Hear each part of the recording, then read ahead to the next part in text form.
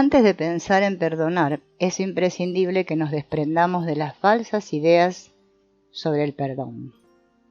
Estamos inmersos en una cultura cristiana en la que algunos valores por falta de discernimiento están expuestos a la contaminación de interpretaciones folclóricas. El perdón no escapa a este tipo de deformación.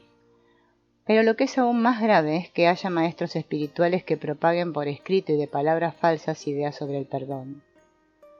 Es una pena que esto suceda si tenemos en cuenta que el perdón, el amor al prójimo y sobre todo al enemigo ocupan un lugar central en las enseñanzas evangélicas y en las de otras tradiciones espirituales.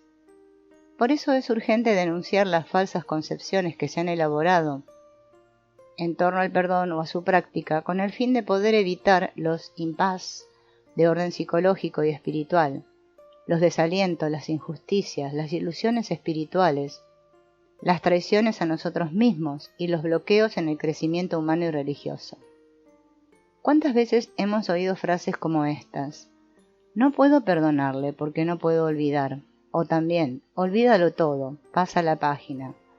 No te estanques en esta ofensa, sigue viviendo. Esta manera de hablar y de actuar es un callejón sin salida por una sencilla razón.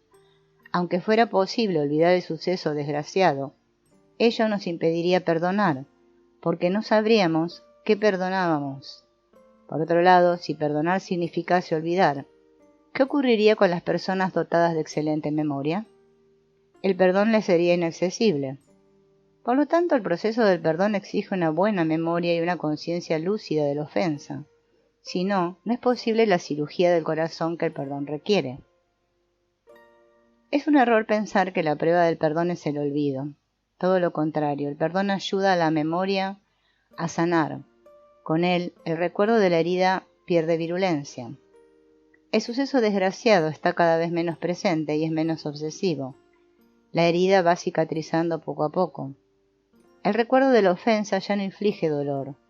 Por eso la memoria curada se libera y puede emplearse en actividades distintas del recuerdo deprimente de la ofensa.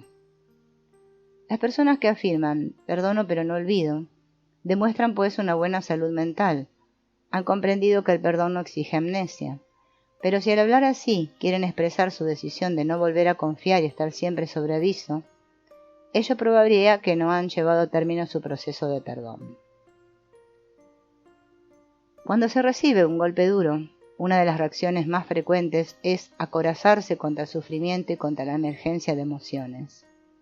Esta reacción defensiva a menudo adquiere la forma de una negación de la ofensa.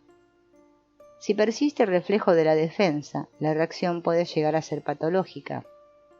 La persona afligida se sentirá estresada, interiormente helada, sin saber exactamente lo que le pasa. Con frecuencia ni siquiera experimentará la necesidad, y no digamos el deseo de sanar, y aún menos el de perdonar.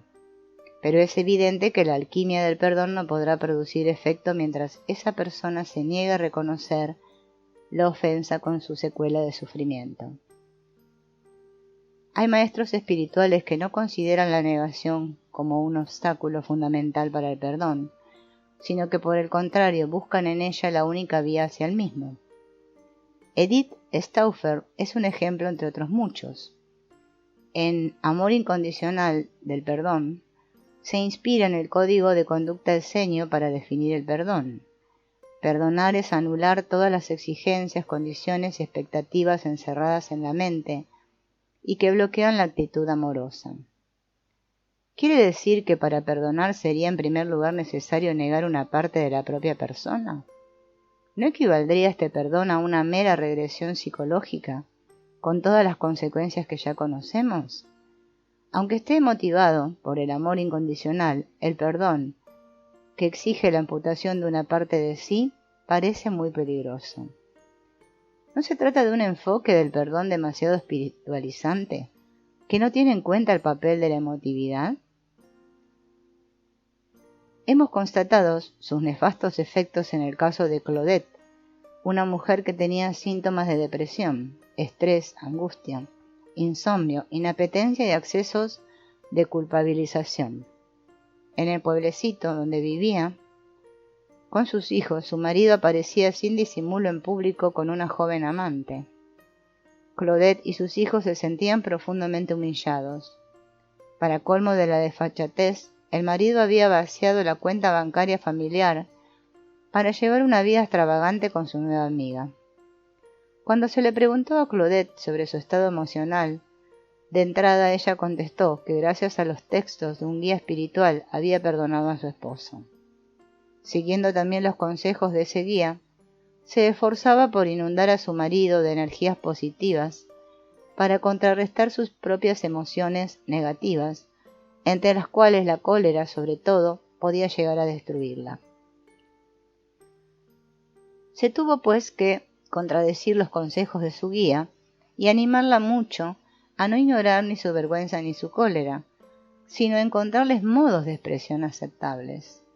Claudette comprendió que aún no estaba en situación de poder perdonar, porque primero tenía que respetar su emotividad.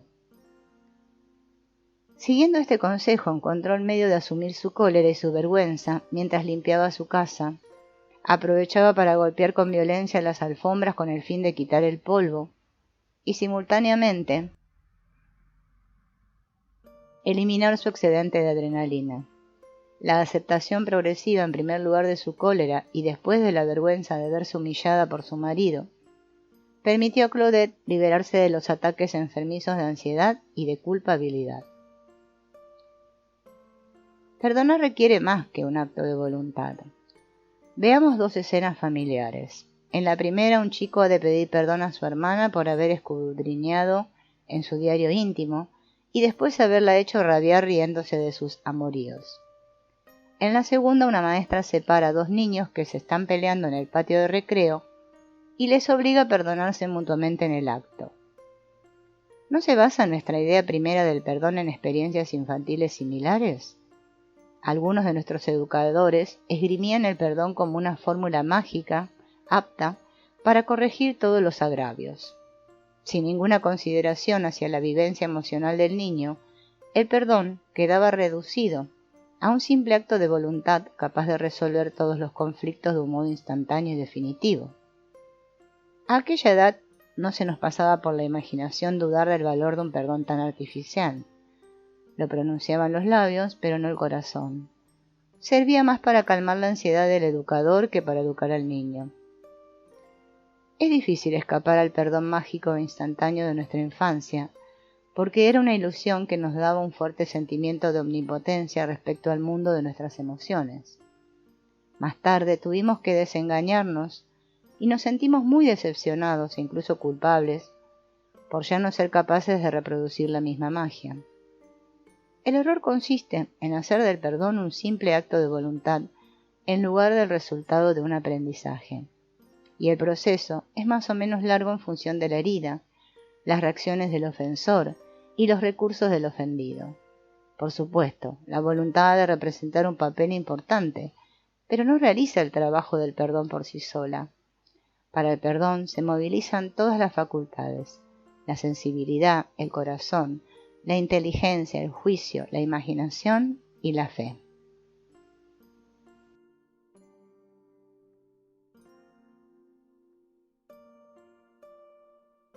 Perdonar no puede ser una obligación. El perdón o es libre o no existe. Pero hay algunos predicadores que sienten la gran tentación de obligar a la gente a perdonar libremente.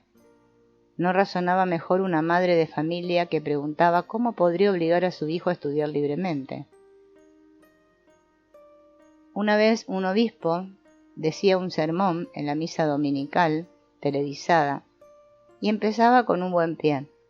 Explicaba que el perdón era un acto sublime de generosidad y de superación, pero enseguida empezó a patinar insistiendo mucho sobre la obligación cristiana del perdón.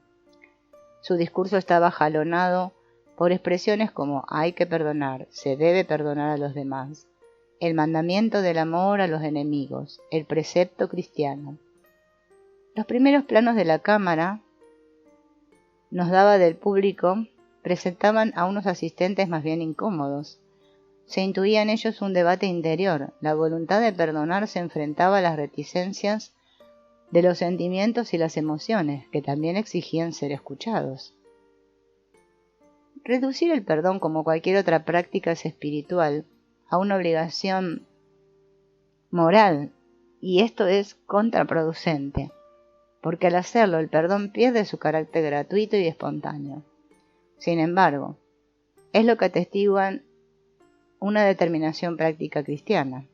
Una prueba de las más flagrantes es que los cristianos y cristianas recitan cada día el Padre Nuestro, pero no siempre son conscientes de que dar una falsa interpretación. Al perdonar nuestras ofensas, como también nosotros perdonamos a quienes nos ofenden, asimila el perdón a un acto de justicia exigida.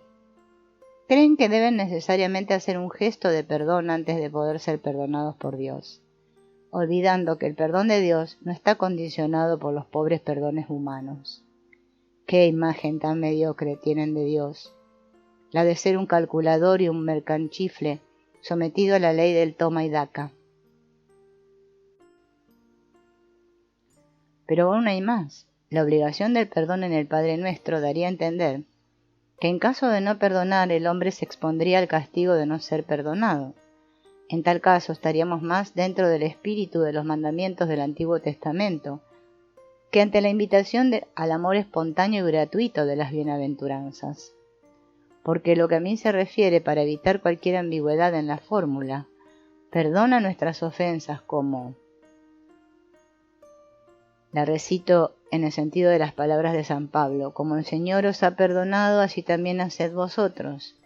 En la misma línea, una amiga confesaba su preferencia por la fórmula siguiente: perdona nuestras ofensas para que podamos perdonar a los que nos han ofendido. Perdonar no significa sentirse como antes de la ofensa. Una vez, una psicóloga estaba escribiendo un libro sobre el perdón y se quedó muy pensativa porque ella confesó que se sentía incapaz de perdonar a una amiga que había traicionado su confianza revelando sus confidencias. No puedo perdonarla, decía, porque me siento incapaz de volver a ser la misma amiga que era. A sus ojos, perdonar significaba reconciliarse, y reconciliarse quería decir seguir como antes. Con frecuencia confundimos perdón y reconciliación, como si el acto de perdonar consistiese en restablecer unas relaciones idénticas a las que teníamos antes de la ofensa. En las relaciones íntimas de parentesco, de vida común y de trabajo, la reconciliación debería ser la consecuencia normal del perdón. Pero el perdón en sí mismo no es sinónimo de reconciliación, porque puede tener su razón de ser sin que ésta exista. Por ejemplo, podemos perdonar a una persona ausente, muerta o incluso desconocida. Es evidente que en estos casos la reconciliación es imposible. Asimismo, vemos padres que han perdonado al asesino de su hija sin haberlo ni visto ni conocido. En las terapias de duelo, es una práctica habitual pedir a la persona inmersa en ese proceso que perdone al ser querido desaparecido. Cuando se trata de ciertos casos de abuso o violencia, se aconseja a la víctima poner término a la relación con su agresor para protegerse, lo que no significa que haya que excluir el perdón como en un posible futuro.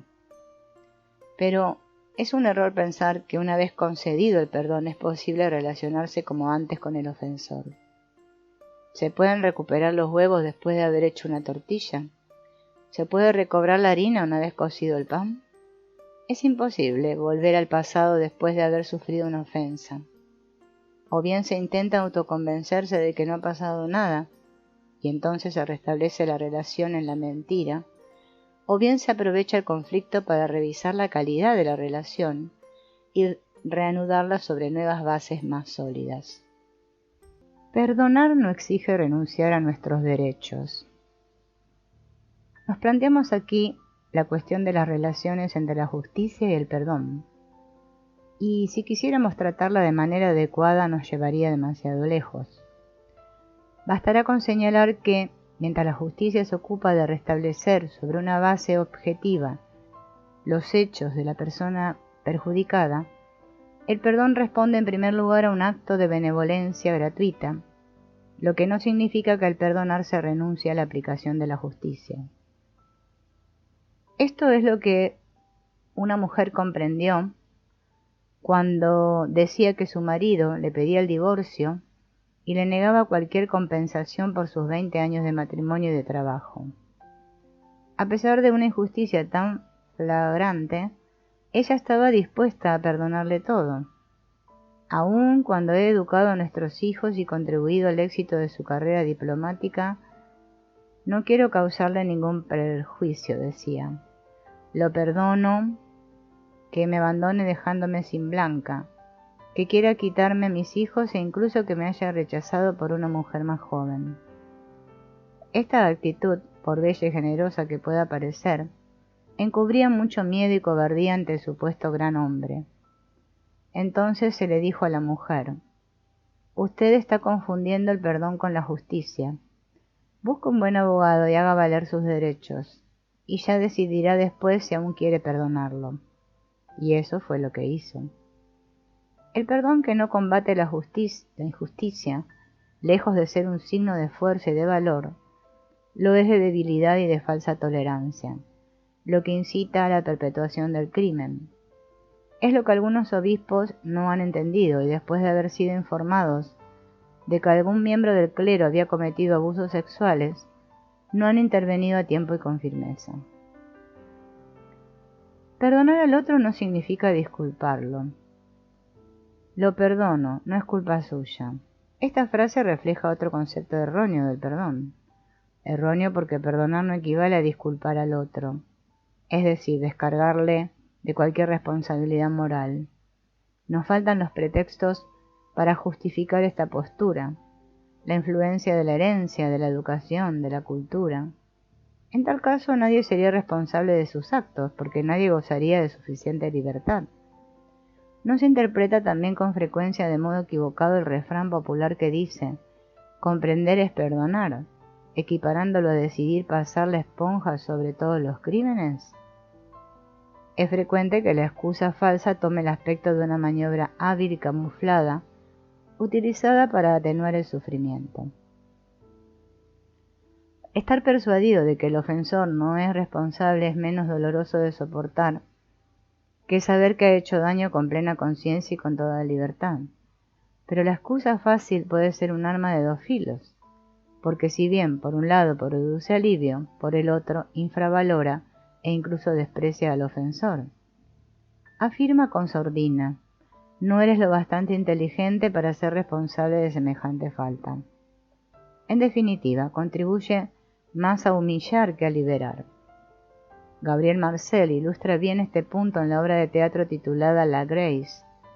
Françoise, esposa infiel, ya no puede soportar el discurso de su esposo Gerard, que intenta en vano disculparla. Gerard le dice: no tengo por qué perdonarte, la razón de tus actos no está en ti. Françoise, humillada, protesta: no, eso no, antes la muerte. Perdonar no es una demostración de superioridad moral. Algunos perdones humillan más que liberan. ¿Qué sucede en estos casos? El perdón, precisa un autor, puede transformarse en un gesto útil y sutil de superioridad moral, de suprema arrogancia. Bajo una apariencia de magnanimidad, puede disimular un instinto de poder. ¿Cómo explicar que quien perdona intente darse aires de falsa grandeza? La razón es que trata de ocultar su profunda humillación. Intenta protegerse de la vergüenza y el rechazo que le invaden. Trata de camuflar su humillación con la superioridad del caballero herido, pero lleno de generosidad y misericordia. La tentación de perdonar para deslumbrar a la galería es grande. Al mismo tiempo, el perdonador exhibe su grandeza moral de ofendido para poner más en evidencia la bajeza del ofensor. Ahora bien, en tanto el perdón se utilice con estos fines, es evidente que no se hará más que caricaturizarlo. El verdadero perdón de corazón tiene lugar en la humildad y abre el camino a una verdadera reconciliación. El falso perdón, por el contrario, solo sirve para mantener una relación dominante-dominado. Contra este perdón altivo se revela en mí, personaje de la obra Un homme de Dieu, de Gabriel Marcel, que había sido infiel a su marido, un pastor protestante. Después de haber sufrido durante años este perdón altivo, ya no puede más y exclama: «Me horroriza esa grandeza de alma barata». Y Claude responde: «¿Barata? Pero si te he perdonado». En mí le interrumpe: «Si no me has perdonado porque me amabas, ¿qué quieres que haga yo con tu perdón?». El perdón, que solo sirve para demostrar la superioridad moral, lo practican tres tipos de perdonadores profesionales. En primer lugar, el compulsivo, que aporrea con su perdón por el menor pecadillo. El segundo es el husmeador de culpabilidad, que agrava la situación por el placer de mostrarse clemente y agobiar con su perdón. El tercero es la perpetua víctima, cuyo ejemplo más habitual es la mujer de un marido alcohólico, que cuenta con atraerse las simpatías y las alabanzas de su entorno, porque se sacrifica viviendo con ese hombre espantoso y perdonándole una y otra vez con numerosas cogorzas. Por tanto, lejos de ser una manifestación de poder, el verdadero perdón es en primer término un gesto de fuerza interior. En efecto, se necesita mucha firmeza interior para reconocer y aceptar la propia vulnerabilidad y no tratar de camuflarla con aires de falsa magnanimidad. Es posible que al principio el móvil sea la necesidad de mostrarse superior al perdonador. Por eso, en el curso del proceso de perdón, el perdonador habrá de estar atento a purificar los motivos que podrían viciar todos sus generosos esfuerzos. Perdonar no consiste en traspasarle la responsabilidad a Dios. El perdón solo corresponde a Dios. No cabe duda de que esta máxima se ha interpretado en ocasiones como si los seres humanos no tuvieran nada que ver con el acto de perdonar. Buen pretexto para descargar en Dios la propia responsabilidad.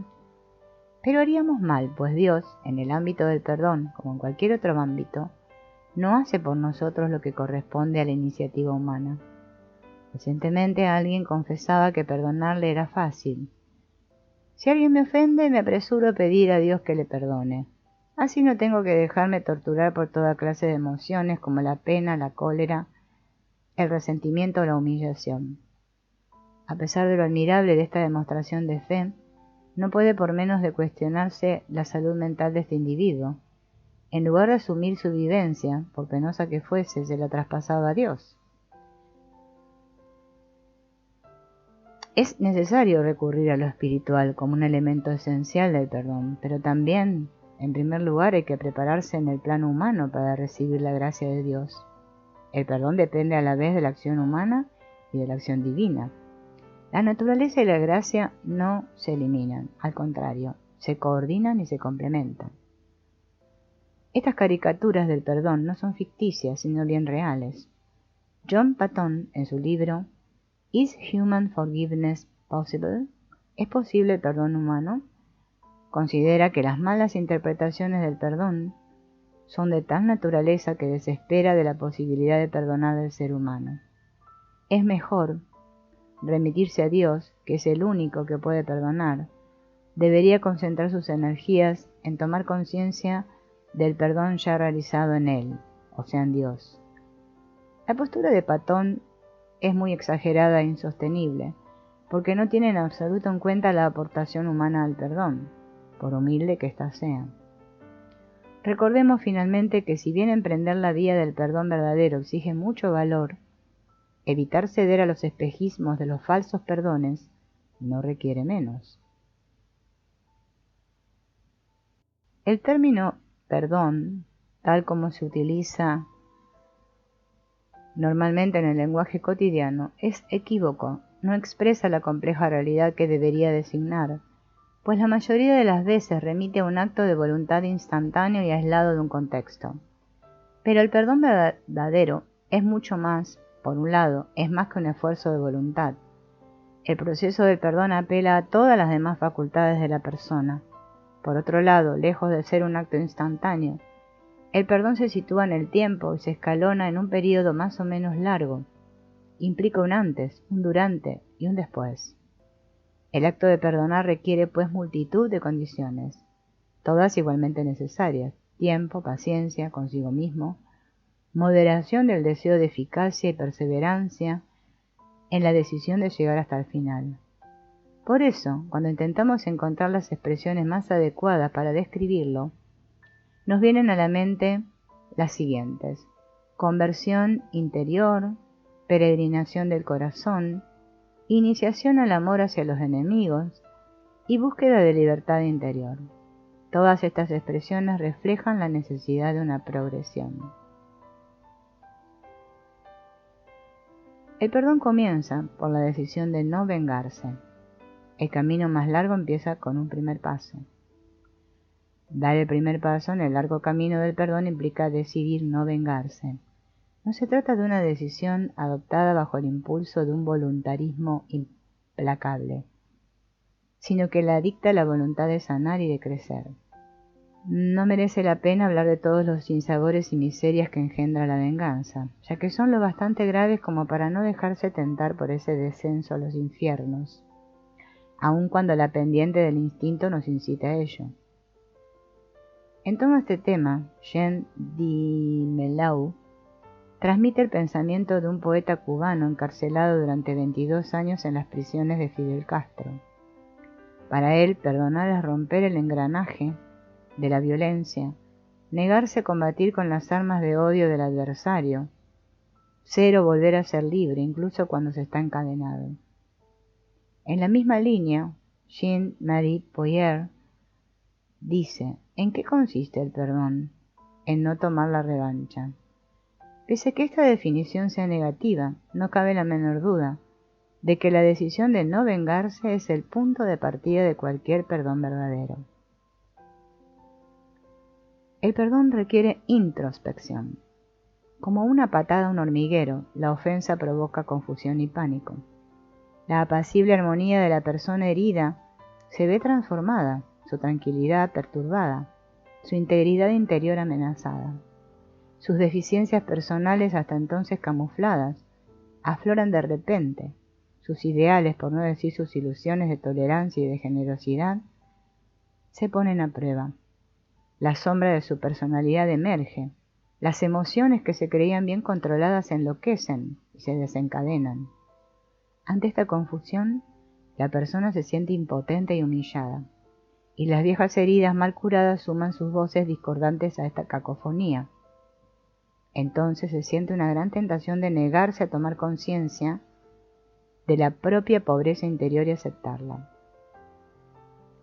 Y entran en juego varias maniobras de diversión para impedir hacerlo: negarse, refugiarse en el activismo, intentar olvidar, jugar a la víctima, gastar las energías en encontrar al culpable, buscar un castigo digno de la afrenta, acusarse a sí mismo hasta la depresión, mantenerse firme o jugar al héroe intocable y magnánimo. Ceder a tales maniobras comprometería el éxito del perdón, que exige liberarse a sí mismo antes de poder liberar al ofensor.